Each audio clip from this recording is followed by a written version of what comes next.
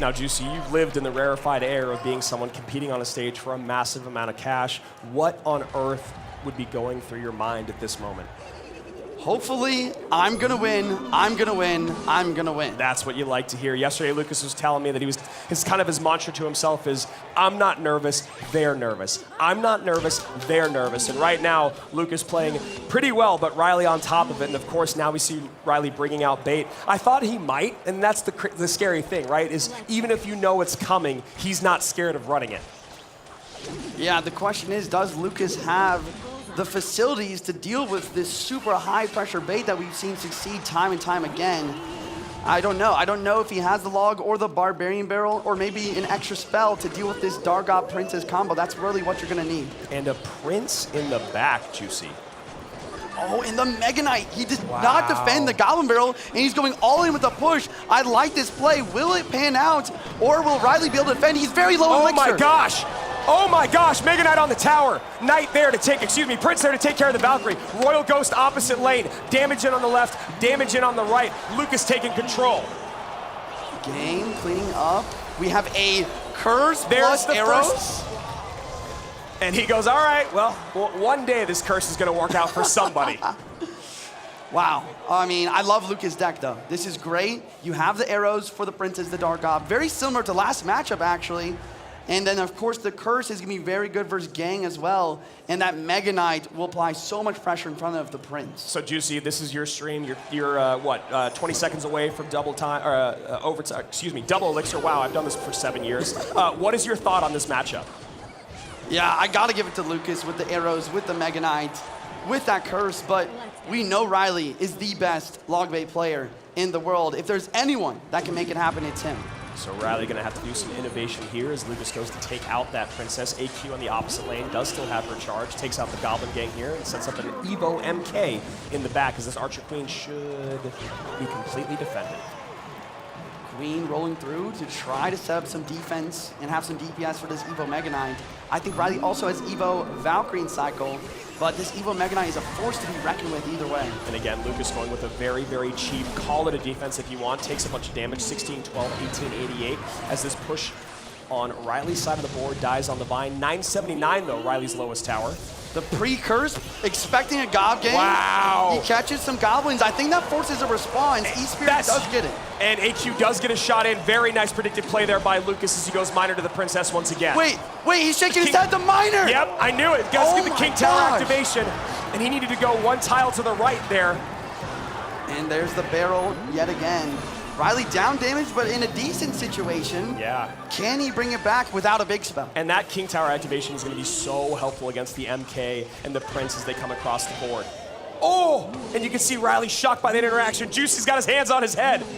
Yeah, I mean, he just played the Archer Queen ability just slightly too early, and that is going to change everything. Now Lucas immediately having the opportunity to attack. And you can see Lucas has no fear in going Miner on top of these Princesses because he's ready for him to drop a Gang on top of it and get more value out of it. So one of Ryley's best units has been completely handicapped by Lucas's Goblin Curse. And yes, you heard that right.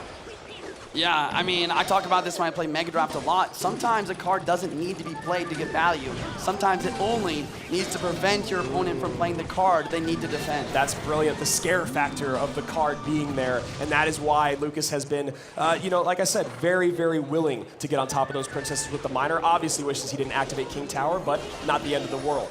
Ice Spear dropping down defense versus the barrel. These barrels are consistent damage right now.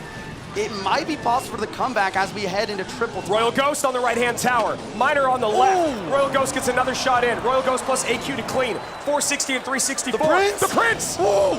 Gang coming down barely in time. We have 43 seconds left on the clock, and here's a huge push right side. And it feels like we're going to game 3, Juice. I have no idea how Ryley's going to do this, but he could. There's the Miner in with the curse and the arrows.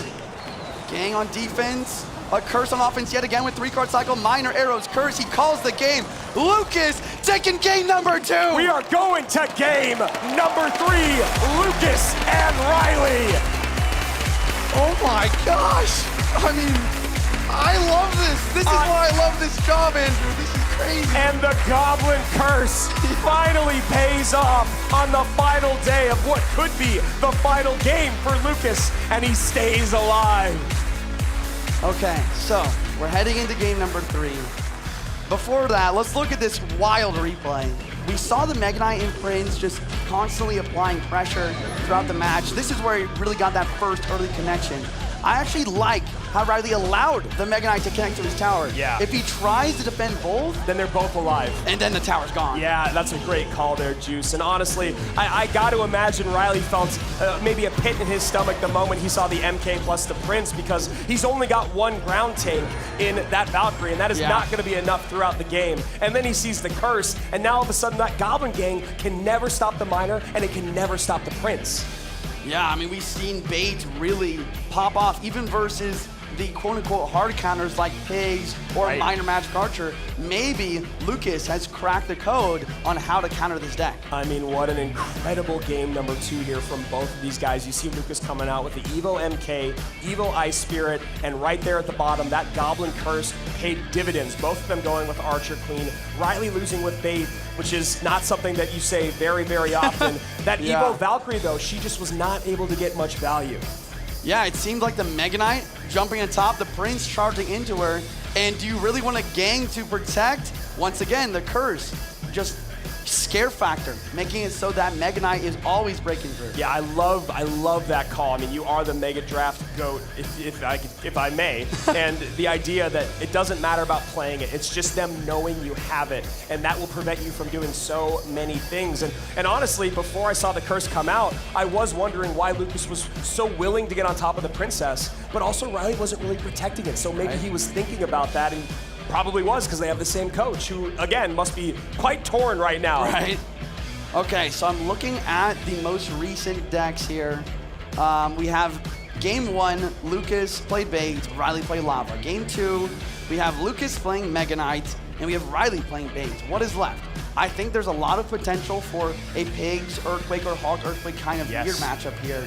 And that would be fascinating to see between these two amazing players. For sure, because, you know, Lucas known as one of the best hog players of all time, but I don't know about Piggies. I think you counter in that cycle, or you factor in that cycle, excuse me, both of them, two of the best cycle players in the world. And as you saw Ryley sitting there pumping himself up, that means it's time, Juice. Game number 3 of this grudge match. Let's hop straight into it.